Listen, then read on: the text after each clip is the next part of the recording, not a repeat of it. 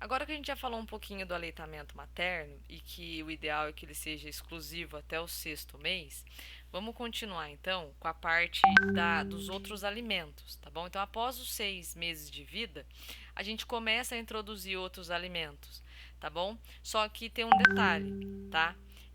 Até os 6 meses, quando eu coloco exclusivo, é exclusivo mesmo. O leite materno ele já tem até água, a água necessária que o seu bebê precisa. Você pode morar no lugar mais quente do universo, não precisa dar água para o seu bebê, tá? Isso não sou eu que estou falando, é a Organização Mundial da Saúde, tá bom? Então vamos pensar no seguinte esquema. Caso a criança ainda esteja mamando, ela deve fazer 3 refeições por dia com alimentos adequados, tá? Isso dos 6 aos 12 meses. Então, ó, ela nasceu, beleza. Aí do 0 ao 6º mês, ela vai tomar somente o leite materno. Do 6º mês em diante, até os 12 meses, ela vai comer 3 refeições por dia com esses alimentos adequados. A partir do primeiro ano de vida, eu posso começar a introduzir 2 lanches, tá? Além das 3 refeições e mais a mamada, tá? Caso ela não esteja mamando no peito, o indicado são 5 refeições, né? Se caso a criança, depois do 6º mês, não tiver mais mamando no peito. Porque tem mãe que tem uma amamentação dolorosa, que é complicado para amamentar, tem que voltar a trabalhar. Então, muitas vezes a criança acaba saindo do peito por outros motivos, tá? Então, aí no caso, a gente introduz 5 refeições. Tá bom?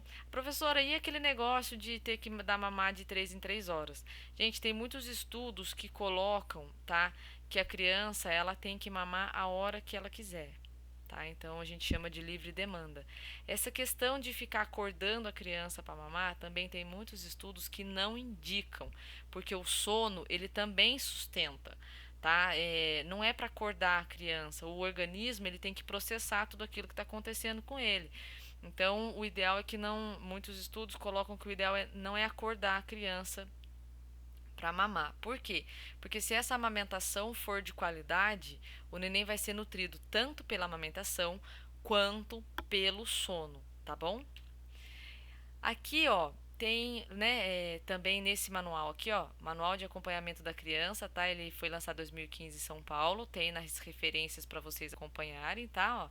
Então aqui bem bacaninha o esquema, tá? Ó, leite materno por livre demanda, tá? Ó, até 1 ano, gente. A hora que a criança quiser mamar, você vai dar o peito para ele. E aí começa, ó, papa de fruta, papinha de fruta, aqui é a fruta propriamente dita. Papinha de legumes com carne e vegetais, olha, é um esquema bem legal. E é interessante que, assim, os estudos indicam que é para introduzir na dieta da criança alimentos que são consumidos pela família. Então, isso aí é uma troca. Por quê? Porque se você conscientiza a família de que a criança deve comer coisas que a família consome, automaticamente a família precisa rever o seu cardápio. Não é questão de custo, não é questão de comer coisa cara, é questão de comer coisa nutritiva. Então, se é uma família que não tinha o hábito de consumir algumas verduras ou legumes e frutas, né, quando você faz essa conscientização, a família começa a introduzir esses alimentos ali, né, na mesa para os demais membros da família. Porque o que ocorre? Quando você faz a comida separada para a criança, até um certo momento a criança não vai perceber, mas depois ela percebe por que só a comida dela é diferente, por que está todo mundo comendo isso, só ela que não. Tá? Quando a gente coloca a criança de fato para sentar na mesa, né, que ela atinge aquela idade de sentar na mesa com a família para comer junto, ela percebe o cheiro da comida das pessoas, ela percebe a coloração da comida das pessoas, por que a comida dela é diferente, por que a comida dela não tem aquele cheiro, não tem aquela carinha, não tem aquela aparência, tá? As crianças elas percebem, então é muito importante conscientizar a família com relação a esses fatores, tá?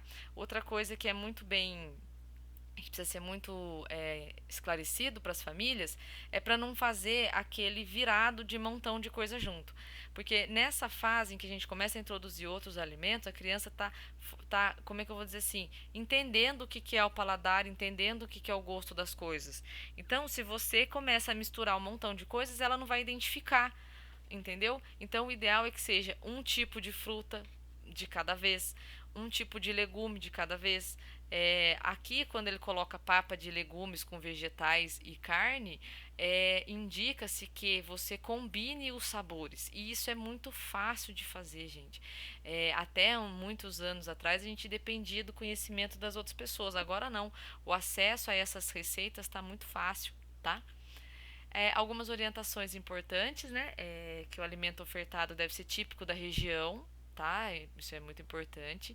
E eles precisam ter um valor nutricional. Então a gente precisa avaliar essa questão aí né, de valor nutricional. Deve também evitar, né, até os 2 anos de idade, enlatados, embutido, fritura. Ai, professora, mas aqui em casa todo mundo come batata frita.